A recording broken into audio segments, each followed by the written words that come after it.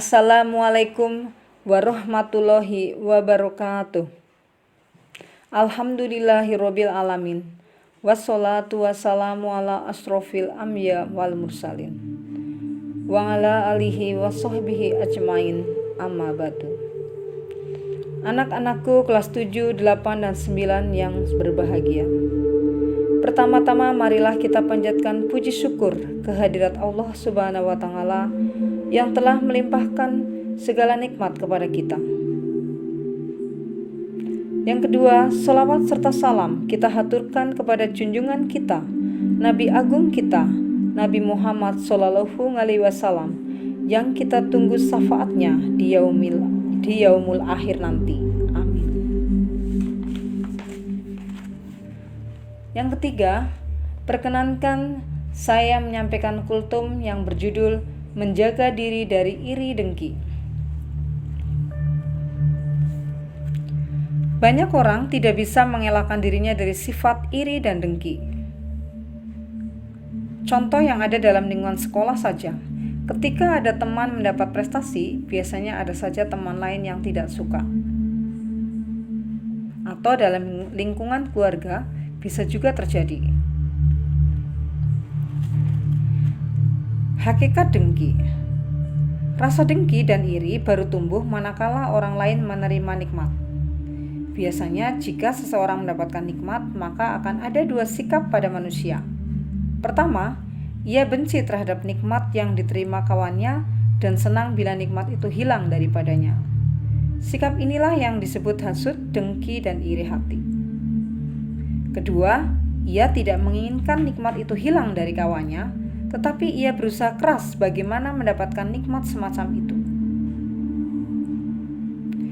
Sikap kedua ini dinamakan ghibtah atau keinginan. Yang pertama itulah yang dilarang, sedang yang kedua diperbolehkan. Di sini ada sebagian kisah dalam Al-Quran tentang orang-orang yang dengki. Allah menggambarkan sikap dengki ini dalam firman-Nya, yaitu dalam Quran surat Al-Imran ayat 120. Bismillahirrahmanirrahim. In tamsaskum hasanatum tasyuhum wa in tusibkum sayi'atum yufrahu biha wa in tasbiru wa tattaqun la yadurukum kaiduhum syai'a innallaha bima ya'maluna muhit. Bila kamu memperoleh kebaikan, maka hal itu menyedihkan mereka. Dan kalau kamu ditimpa kesusahan, maka mereka girang karenanya. Kedengkian saudara-saudara Yusuf kepada dirinya mengakibatkan sebagian dari mereka ingin menghabisi nyawa saudaranya sendiri. Yusuf alaihi salam. Allah mengisahkan dalam firman-Nya, yaitu ketika mereka berkata, sesungguhnya Yusuf dan saudara kandungnya, Bunyamin, lebih dicintai ayah kita daripada kita sendiri. Padahal kita ini adalah satu golongan yang kuat. Sesungguhnya ayah kita adalah dalam kekeliruan yang nyata. Bunuhlah Yusuf atau buanglah ia ke suatu daerah yang tak dikenal, supaya perhatian ayahmu tertumpah kepadamu saja, dan sesudah itu hendaklah kamu menjadi orang-orang yang baik. Terhadap orang-orang pendengki tersebut, Allah dengan keras mencela. Apakah mereka dengki kepada manusia lantaran karunia yang Allah berikan kepadanya? Sebab-sebab dengki. Kecintaan kepada dunia yang mengakibatkan dengki antar sesama disebabkan oleh banyak hal. Pertama, karena permusuhan. Ini adalah penyebab kedengkian yang paling parah. Ia tidak suka melihat orang lain menerima nikmat karena dia adalah musuhnya.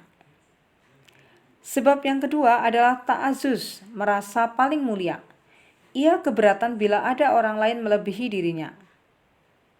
Sebab ketiga, yaitu takabur atau sombong. Ia memandang remeh orang lain, dan karena itu ia ingin agar dipatuhi dan diikuti perintahnya. Sebab keempat, yaitu merasa takjub dan heran terhadap kehebatan dirinya. Hal ini sebagaimana yang biasa terjadi pada umat-umat terdahulu saat menerima dakwah dari Rasul Allah.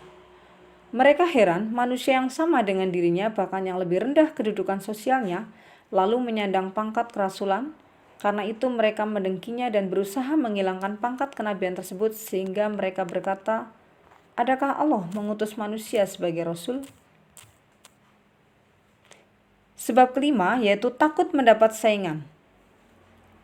Bila seseorang menginginkan atau mencintai sesuatu, maka ia khawatir kalau mendapat saingan dari orang lain, sehingga tidak terkabulah apa yang ia inginkan. Sebab yang keenam, yaitu ambisi memimpin atau hubur riyasah. Hubur riyasah dengan hubul jah atau senang pangkat kedudukan adalah saling berkaitan. Ia tidak menoleh kepada kelemahan dirinya, seakan-akan dirinya tidak ada tolak bandingnya. Sebab ketujuh, yaitu kikir dalam hal kebaikan terhadap sesama hamba Allah. Ia gembira jika disampaikan kabar padanya bahwa si fulan tidak berhasil dalam usahanya. Sebaliknya, ia merasa sedih jika diberitakan si fulan berhasil mencapai kesuksesan yang dicarinya. Lalu bagaimana terapi mengobati dengki?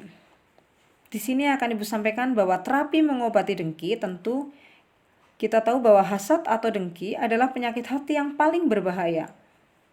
Dan hati tidak bisa diobati kecuali dengan ilmu dan amal. Ilmu tentang dengki yaitu hendaknya kita ketahui bahwa hasad itu sangat membahayakan kita, baik dalam hal agama maupun dunia. Dan bahwa kedengkian itu setitik pun tidak membahayakan orang yang didengki, baik dalam hal agama atau dunia. Bahkan, ia malah memetik manfaat darinya. Kemenangan itu ada pada orang yang didengki, baik untuk agama maupun dunia. Adapun amal yang bermanfaat, yaitu hendaknya kita melakukan apa yang merupakan lawan dari kedengkian. Contoh, jika dalam jiwa kita iri terhadap seseorang, hendaknya kita berusaha untuk memuji keperbuatan baiknya. Jika jiwa ingin sombong, hendaknya kita melawannya dengan rendah hati. Jika dalam hati kita terbetik keinginan menahan nikmat pada orang lain, maka hendaknya kita berdoa agar nikmat itu ditambahkan. Demikian kultum singkat dari Ibu, semoga bermanfaat untuk anak-anak semua.